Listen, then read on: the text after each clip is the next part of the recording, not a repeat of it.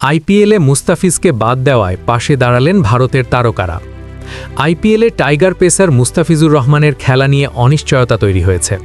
ভারতের কয়েকটি কট্টর হিন্দুত্ববাদী সংগঠন বাংলাদেশি ক্রিকেটারদের নিষিদ্ধ করার দাবিতে আন্দোলন চালিয়ে আসছিল। এরই প্রেক্ষিতে ভারতীয় ক্রিকেট বোর্ড বিসিসিআই মুস্তাফিজকে কলকাতা নাইট রাইডার্সের দল থেকে বাদ দেওয়ার নির্দেশনা দিয়েছে বলে জানা গেছে।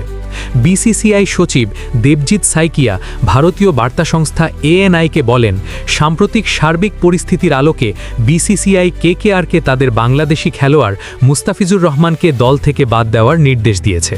প্রয়োজনে তারা বিকল্প খেলোয়াড় চাইলে বিসিসিআই তা অনুমোদন করবে। এই সিদ্ধান্তের পর মুস্তাফিজের পাশে দাঁড়িয়েছেন ভারতের কয়েকজন বিশিষ্ট ক্রীড়া ও রাজনৈতিক ব্যক্তিত্ব।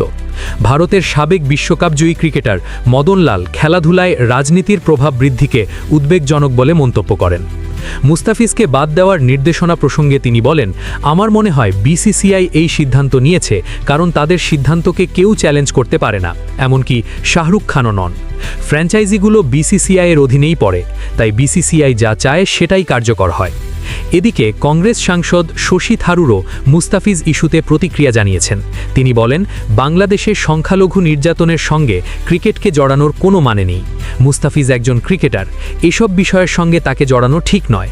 সে কারো বিরুদ্ধে ঘৃণা ছড়ায়নি, কাউকে আক্রমণ করেনি কিংবা কোনো ঘৃণ্য কাজকে সমর্থন করেনি।